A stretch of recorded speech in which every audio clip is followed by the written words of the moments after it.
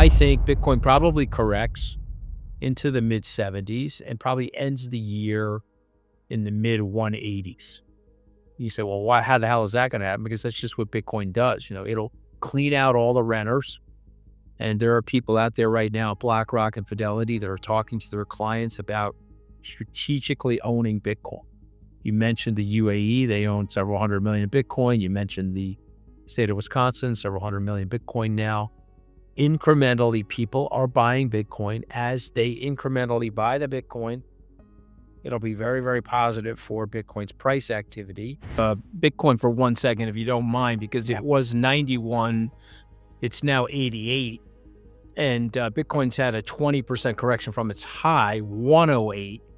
But I just want you to imagine 3 short years ago, I was under the desk, okay, in like a bomb shelter position, the position that they told you to in elementary school when Bitcoin was at 15,000. So I just love Bitcoiners because they want everything so quickly. There are 2 types of Bitcoiners, those that check the prices every 15 seconds and those that lie and say that they don't check the prices every 15 seconds, because of course they're checking it. So everybody just have to calm down on Bitcoin. But my background is pretty straightforward. I grew up here on Long Island. I'm talking to you from my home, which is about 2 miles from my parents' house. My dad grew up in northeastern Pennsylvania, a coal mining town, came here to mine sand, became a crane operator. My mother grew up in the town of Port Washington. I live in Manhasset, but she's still in Port Washington. My dad passed in 2023 at the age of 88, but my mom is still here, and I'm 2 miles down the road from her to take care of her. I'm an Italian mama's boy. I grew up in a large family. It was just my brother and sister in the house, but we probably had 18 cousins in the neighborhood. Okay, so we were in a Southern Italian enclave, Southern Italian family, traditional Italians. We played bocce. My uncle worked an accordion. My grandfather understood how to step on grapes and dry prosciutto. We had hanging ham legs in our basement growing up as a kid. So just set the scene for you. Like I'm like old school Italian from that generation, right? I'm born in 1964. I'm 61 years old. These people came back from the war. They made their families. They built their families. And they were all immigrants. And they this is a undying, unconditional love affair with the United States. 2 of my uncles fought in the Second World War. My dad was drafted in the 50s, was about to be deployed to Korea, and then Dwight Eisenhower declared the armistice there. So thank God he didn't end up in Korea. He was in the Louisiana Bayou training for that. And that's my family. So I went to a public school. There was no money in the house. We weren't poor. I would never lie to anybody. I would never dishonor my dad's work ethic, Alan, by telling you or anybody grew up poor. Did not grow up poor. I grew up in the middle class. There was food and shelter and great Christmases. Did we beat the daylights out of each other in that house? Yes. Was it a tough house? Yeah. Are we blue collar people?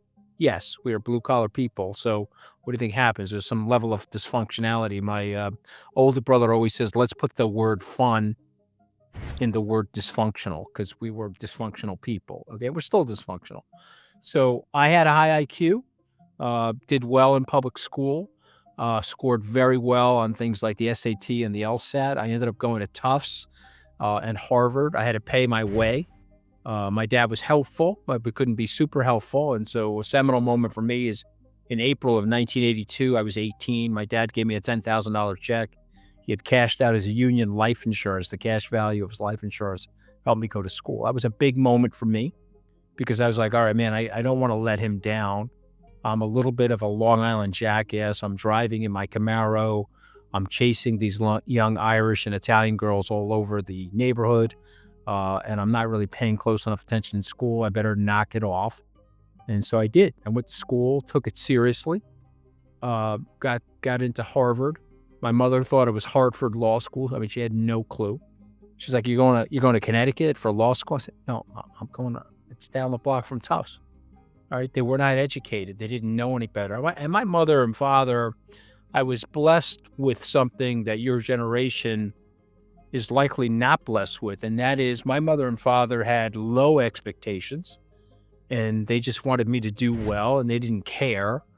My dad was a crane operator, so if I went on to become a lawyer, God bless. I went to Harvard Law School, not Harvard Law School, God bless. Nobody cared. You guys have an enormous amount of pressure on you. You guys have to be, all of you have to be Mark Zuckerberg or Jeff Bezos by the time you're 28. And if you can't make them, then you have to be Elon Musk by the time you're 40. It's just too much pressure on people. So you don't need that aggravation. And so I went to Goldman. Why did I go to Goldman? Well, I wanted to make money, and I had several hundred thousands of dollars of debt, and Goldman was paying a lot of money. And it was a really stupid decision. Again, if I'm just being brutally honest with you, because I got my ass fired from Goldman 18 months after I got there. I sucked at the job, and they were having layoffs during the Gulf War, and they fired me. And then I got lucky. I got rehired into Goldman about 2 months after I got fired. And then I worked in the asset management area where that fit my personality. And the first job didn't. Being an investment banker sucked for me. And so I was at Goldman for 7 years in total. Left in 1996 to start a company. Sold that company in 2001 to a company called Neuberger Berman. Neuberger was bought by Lehman. And then I went to go work at Lehman. I know Dick Fold very well. He's a very, very good friend of mine. Helped me get Skybridge started. And the 7th of March, 2005, I started Skybridge. So we're about to celebrate our 20th anniversary. And so if you're in New York in March, let me know. I'll send you an invite to my 20th anniversary party for Skybridge. And I was always involved in politics. And so why? Well, I had no money, and I was in the private banking area at Goldman. How do you meet rich people, Alan? You play golf, you play tennis, you hang out in clubs. Do I look like a fucking guy that would hang out in a club? No. Okay, I can't hit a tennis ball, can't swing a golf club. I think that shit's boring to me anyway. And so how do you meet rich people? You go to political fundraisers. So I wrote my first check to Rudy Giuliani when I was 29 in 1993. He won. And then I wrote a series of different checks. I supported Governor Pataki, Charlie Gargano, a whole group of people over the course of my career. And then obviously I was with Jeb Bush when Donald Trump got in the race in 2015. He beat Jeb Bush. I joined Trump. I went on to become Trump's failed White House communications director. He fired me after 11 days. That didn't really bother me. I guess it's supposed to, but it didn't. And I was loyal to Trump for about 2 years after that firing. And then I say, this guy's acting completely nuts and out of control. And so we ended up getting in a little bit of a fight with each other. Then he does what Trump does. He'll eventually do it to you guys, just a matter of time. He goes after everybody. He started going after my wife, this idiot, So, that's what he does. Starts attacking my wife, who doesn't. My wife probably hates him almost as much as Melania hates him. I probably should tell you that. She never said it publicly, But that's Trump. And so, that's it. How'd I get into Bitcoin? I got back from my failed stint in Washington and had learned about Bitcoin. Actually, there was a white paper in Washington that was produced by the Fed talking about the digitization of the dollar. And I was like, okay, wow, I got to get up to speed on that. What the hell are they talking about? And it brought me to Bitcoin. I made my first Bitcoin investment in October of 2020, 2 months after Michael Saylor. And I've been a Bitcoin investor for 4.5 years. It'll be 5 years in October. And I am the classic hodler. I bought it. I've never sold it. I bought more of it. I bought some at 69,000. I do love that number, by the way, 69. And we're going to have a fucking great 69th birthday party, by the way. That'll be another thing. If you're nice, Mail, and I'll invite you to my 69th birthday, which is only 8 years away. But I bought more Bitcoin at 69,000 in November of 2021. So if you want to call me a dummy for doing that, you can. I bought more at 17,000, 18,000 in 2022. I was under the gun. I got my ass kicked. My fund lost 39% of its dough in 2022.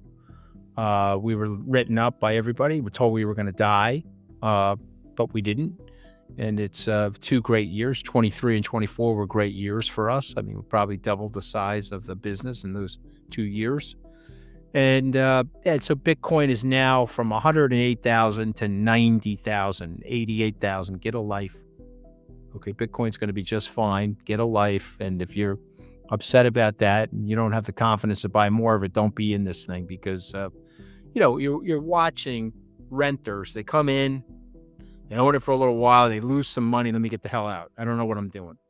And then they lose a little bit more money. And then that touches off a cascade of people that are in at higher levels and they got to get out. And so maybe it settles down at 85,000, 80,000. I don't know where it's going today, but I'll tell you right now, if you get out of Bitcoin, because of the way the psychology works, it's very hard to get back into Bitcoin. So don't get out of Bitcoin. Don't even look at it. Don't look at it. And if you are looking at it, don't care, because everyone looks at it, obviously, as I said in the earlier part of this